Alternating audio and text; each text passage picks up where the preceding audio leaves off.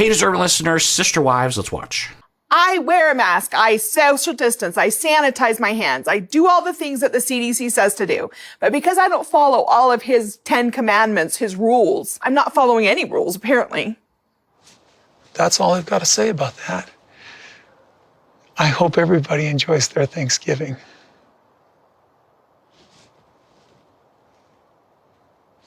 Well, I guess I'm out and leaving.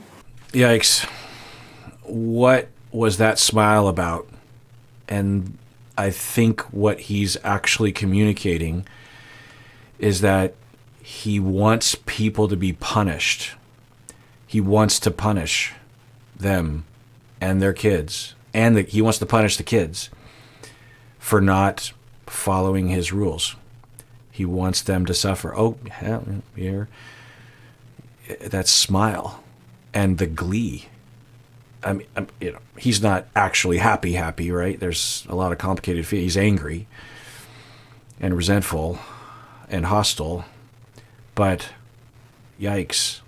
This isn't like a neighbor that you're in a fight with or some commenter online of a political party that you oppose. Or these are your family members. And I've been saying this from the beginning that, okay, if you're done being married, if you don't want to be married anymore, if you don't feel connected, yeah, okay, it sucks, but your kids, these are your children. Your kids, Kody, your kids, yours. And there's nothing that kids can do that would have a loving parent have them abandon their kids, right? Particularly if it's something like this, where they're doing all the things, but not all of the things. Wow. And you just wonder, where was this Kody for the first 13, 14 seasons? Was it just being hidden? I mean, I guess that's because although I will say that when people are going through difficulty, they are prone to all sorts of craziness. So it could be him at his limit. Hopefully it's that, honestly. There's another possibility that this was always there and it was just hidden, or he kept it under wraps or something. And he was relatively happy enough so that he didn't have to resort to these kinds of mentalities and behaviors. But anyway, it looks like Janelle's done. So they're here to try to negotiate for Thanksgiving and Christmas, and Kody is continuing to be a dick about it. It's one thing to have very rigid rules. You know, there's a lot of differences back then and now about what should be done. Okay, but you're a husband and a father and the leader of this family, and there's a way of facilitating that. You know, I've been saying this, but I'll say it again, that the outcome could be the same. He could say, you know what, I'm so scared of people getting sick and dying and having long COVID or something, and I know you are too. I know everyone is.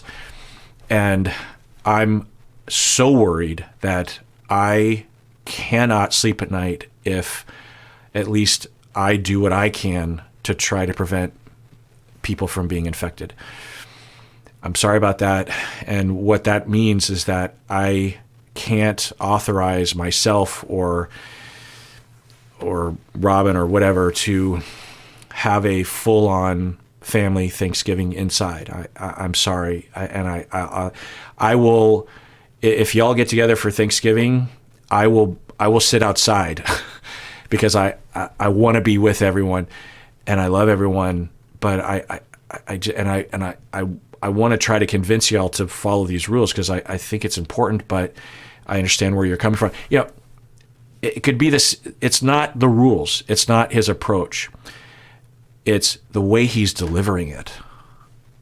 It's so callous. It's so mean. It's so neglectful. It's so rejecting.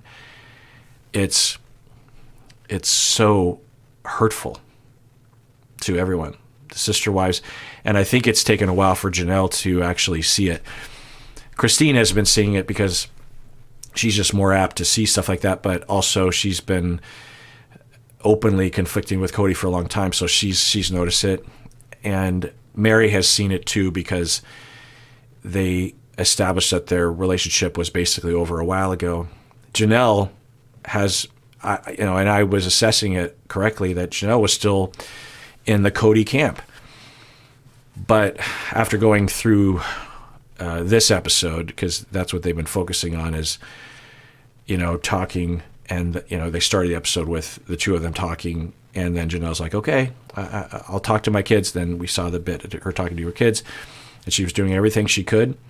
And then she comes back, and he's even more of a dick, and she, I think, is realizing, oh, so I am no longer having hope for this situation, maybe even for the marriage. I don't know.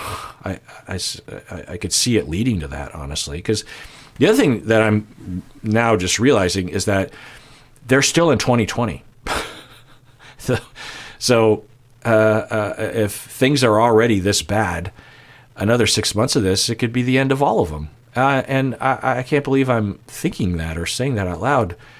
I could even see Robin leaving. I could see him being an asshole to her. So, wow, what a turn of events. As much as anything, so that It you and I sounded can like have our it life. sounded like a guilt trip. Like, I hope you know that you're jeopardizing all these people. You don't think I'm aware? You don't think I'm into being careful? Okay. I think you understand where I'm at, and I think you understand what I'm talking about, and I think you understand the big picture that I have, and I want you to just respect that. Okay? Off. Wow. Yeah, I mean, I get it. I get it. At a certain point, you just have to say, well, okay, there's nothing I can say that is going to help. And I'm angry. I wonder if this is the first time any one of them have said that to him. I wouldn't be surprised. Wow. Wow. And yeah.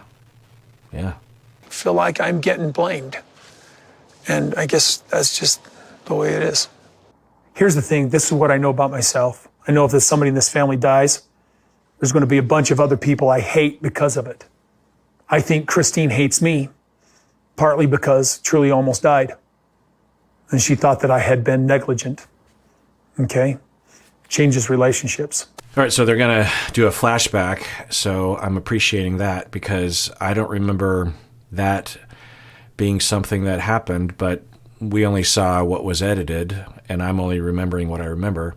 But yeah, I remember when Truly got really sick, was dehydrated for a while, was lethargic for a number of days, and everyone was thinking, well, she's just under the weather, which I could imagine a lot of parents concluding. And then there was this emergency. Christine, I remember, was trying to, and Truly, I think Truly was like 6 or something, and was like, couldn't even keep her eyes open, and seemed like she was about to be unconscious, maybe die or something. And it was this panic, and Christine took her to the hospital, and it turned out that she was very dehydrated, but there was also some underlying medical condition, and if it had gone much longer, she might have died or might have had serious consequences.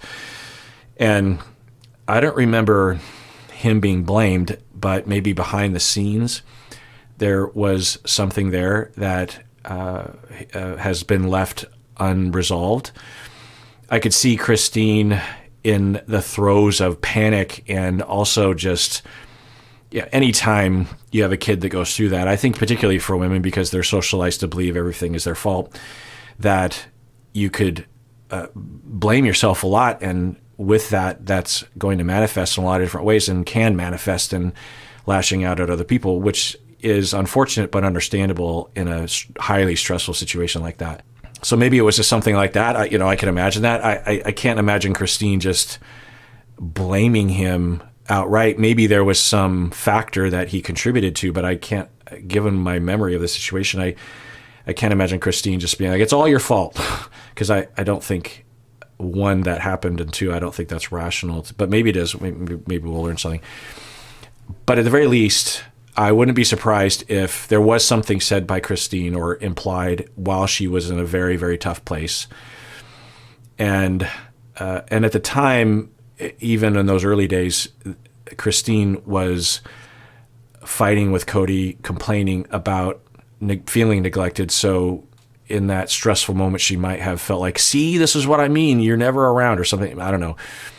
And I could see Kody not being self-aware enough or vulnerable enough or spending the time to resolve that enough to be like, hey, I just want to, talk about that thing that happened a couple months ago when you seem to be saying that it was my fault. I mean, that requires him being vulnerable. That requires him making a request. It requires him admitting that he was hurt. It requires him being intimate and open and communicative. And I just don't see him doing that. And frankly, I don't see any of them doing it back then. They're starting to do it now. And I think that's part of the problem is they're just not used to. I mean, Robin seems more used to it, but she's pretty rudimentary with it as well. That it's almost like they're all children when it comes to being vulnerable. Not so much with Janelle, and maybe not so much with Christine. I think she has progressed even in the series. She seems to be more on solid ground.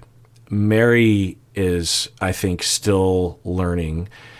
Robin shows signs that she doesn't have a lot of experience with it either. And when you start to figure that kind of stuff out, then you start where you start. And some people start at the age of 14 if they have been neglecting it or they weren't given that opportunity to learn or they weren't allowed to talk back or to think for themselves or to be a little defiant as a teenager or to assert themselves or to have people reflect their emotions. Anyway, so I think that's another thing you could say.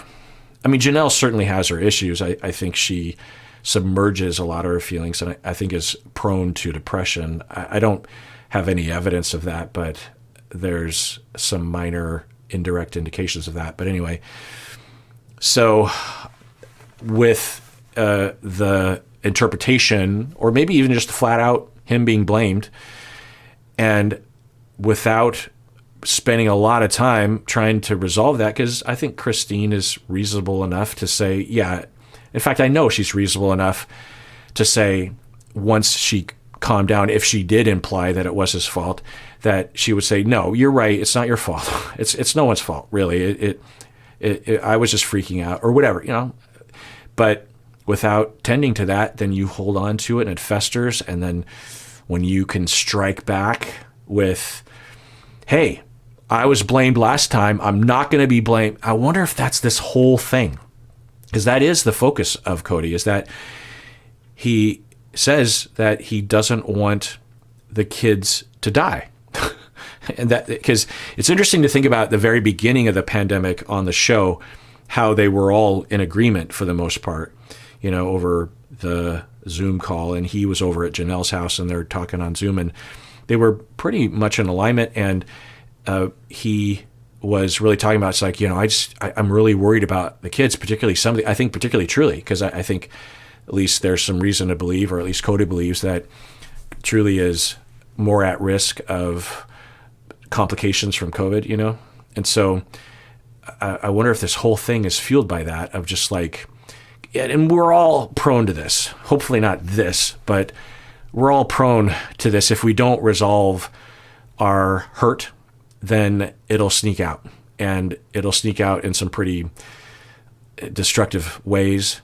Hopefully not things that happened years and years ago, but if it's big, and that would be a biggie to be blamed for, someone's almost death, that kind of thing, or at least in his mind. And so he has been harboring this, and without any constructive, non-toxic, masculine way of working this out, he resents it. And so then with the distance with Christine, if there wasn't distance, maybe he would try to work it out. But with the distance, that's been happening for years. And then COVID hits and he's thinking, oh, the kids are going to die. And I'm going to not be blamed. I will not be blamed for any of the kids dying. And so, like I was last time. So I'm going to prove to everyone that I am very careful. And I could even see a factor being that, he's the father of all these kids, 20 plus kids, but there's no way that he can logistically attend to all the kids and their needs the way a parent would if they had 5 or fewer kids, And so there could even just be this anxiety that he has, this expectation that he should be responsible for all their well-being and safety and everything. But the logistics just, especially when they live in different houses, and he feels blamed for things, and he's like, but I can't, because logistically I can't, but polygamy says you're supposed to because you're the head of the household, and that's what my religion says. But, so I could see a lot of, it's just total speculation. I'm just running with what he just said, and we'll see this flashback. But then he holds on to it, and then he says, I was punished last time. I'll be damned if I, and it's a way of communicating that he's hurt. And people do this all the time. It's completely dysfunctional. It's a very normal conversation with the couples that I work with that they will do stuff like this. I'm trying to think of a more common scenario. Like if, I don't know, you go to dinner with your in-laws, and as you're coming home with your spouse, you were with his family, and your husband in the car home tells you that you were rude or something.